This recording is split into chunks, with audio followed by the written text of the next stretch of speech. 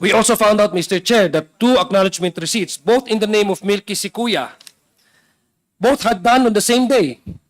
Same po pinirmahan on the same day, same address in Zambales, and using the same pen.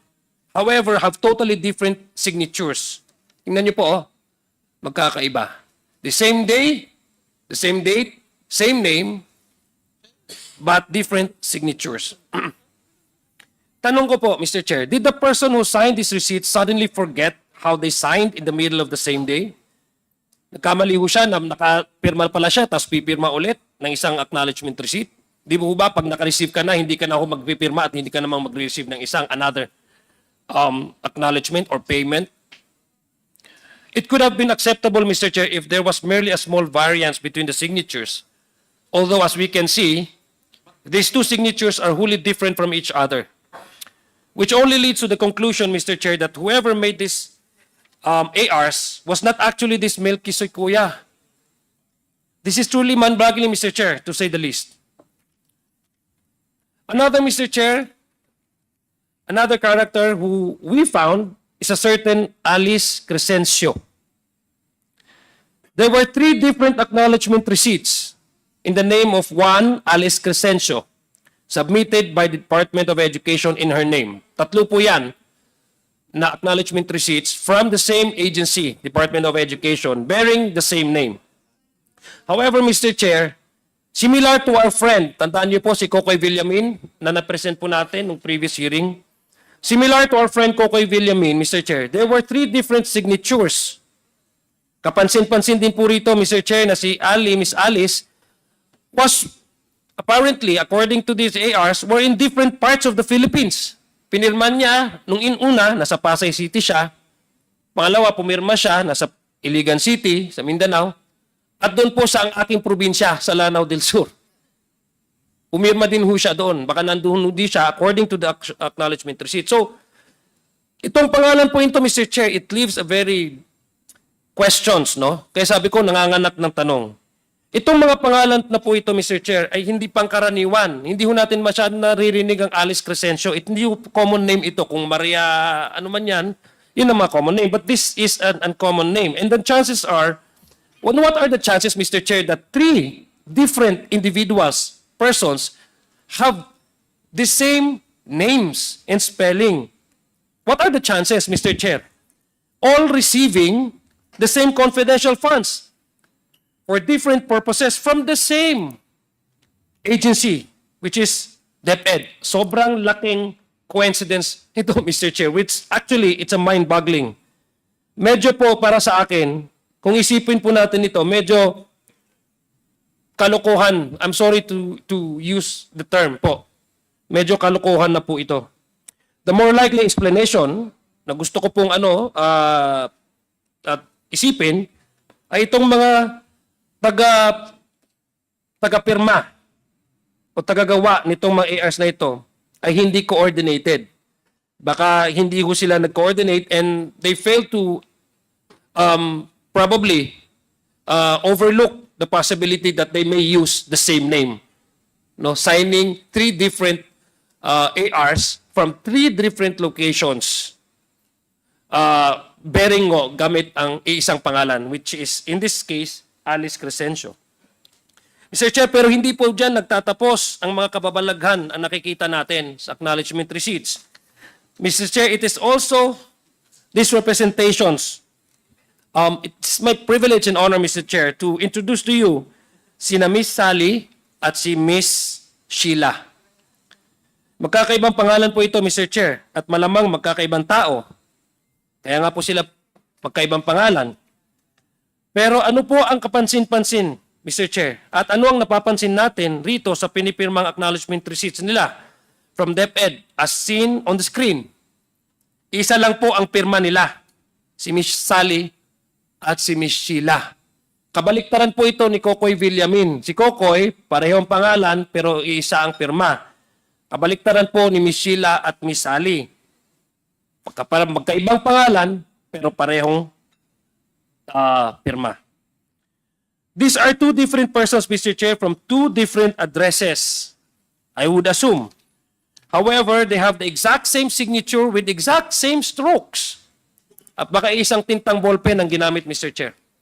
At magkaibang lugar, Mr. Chair, nandito po si Manong Johnny, taga Surigao din po siya. So it makes you think, Mr. Chair, that what are again the chances that once again, the two different people from Digos City and Surigao City, being more than 400 kilometers away from each other, have the same exact name and the same signature. Two people signing the same pay acknowledgement receipts, two different people signing with the same signatures in two different locations which are 400 kilometers apart from each other. Taga Mindanao po ako, so alam ko po yung gaano kalayo ang Digos at ang Surigao.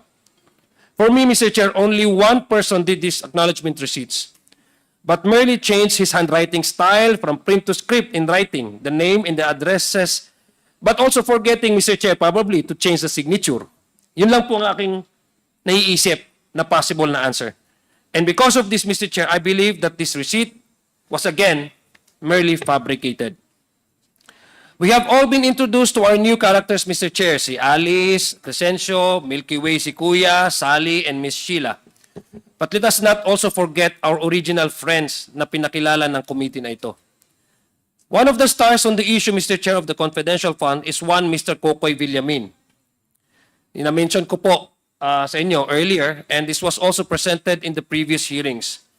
Mr. Kokoy Villamin, who happens to receive confidential funds from both the OVP and the DepEd. Kung maalala niyo po, Mr. Chair, si Mr. Kokoy Villamin ay ang isa sa mga unang napansin ng committee ito marahil sa kanyang kakaibang pangalan at sa magkaiba-ibang kanyang mga pirma. Napanood din po natin, Mr. Chair, at napanood ng committee ito ang interview kay PSA Assistant National Statistician Mariza Grande na tinitingnan nila ang pangalan niya sa kanilang records at isiniwalat niya na wala silang makitang records pertaining to Mr. Kokoy Villamin. This was brought about by the request of Congresswoman Jinky Luistro na para po ma-confirm natin na may talagang tao nito, we need to seek the assistance of PSA and NBI. Pero according sa kanila, wala po silang records na may tao pong Mr. Kokoy Villamin. According kay PSA na Assistant National Statistician na Mariza Grande. Base po sa kanilang initial na findings na ito ng PSA, mas panatag ako, Mr. Chair, na ang confidential funds na di umano'y binigay kay Mr. Villamin ay hindi talaga sa kanya napunta at hindi talaga itong totoong tao. I mean, common sense would dictate, Mr. Chair, that same name, bearing the same name, ay hindi po magkakaroon ng dalawang signatures. And it reinforces our original questions kung meron po bang mga taong ganito. Ang pinakabida, Mr. Chair, sa ating naging inquiry in aid of legislation sa committee ito ay of course, si Miss Mary Grace Piatos. Thank you to Chairman Romy Acop. Siya po yung unang nakaobserba at na-notice po niya ang pangalan. Dahil yung pangalan pong ito, ang una nating napansin at napansin ni Chairman Acop dahil ito po ay kombinasyon, according to him, ng isang restaurant at chichirya. At tama na po, lahat po tayo nag-agree noon. Nung inaisiwalat sa committee ito ang acknowledgement receipt ni Miss Mary Grace Piatos, kami ay tunay na mangha. Tayo po, hindi lang tayo, ang buong bayan ng namangha. We reached out to the National Statistics Authority and inquired from them into whether this was a real person or a made-up character. We were likewise informed, Mr. Chair, that the NSA had no record of any person bearing the name of Mary Grace Piatos. There are certain personalities, Mr. Chair, who claim this Mary Grace Piatos were merely a code name, adding that in television and in movies, sa mga palabas at sa television, these code names are used for secret mission.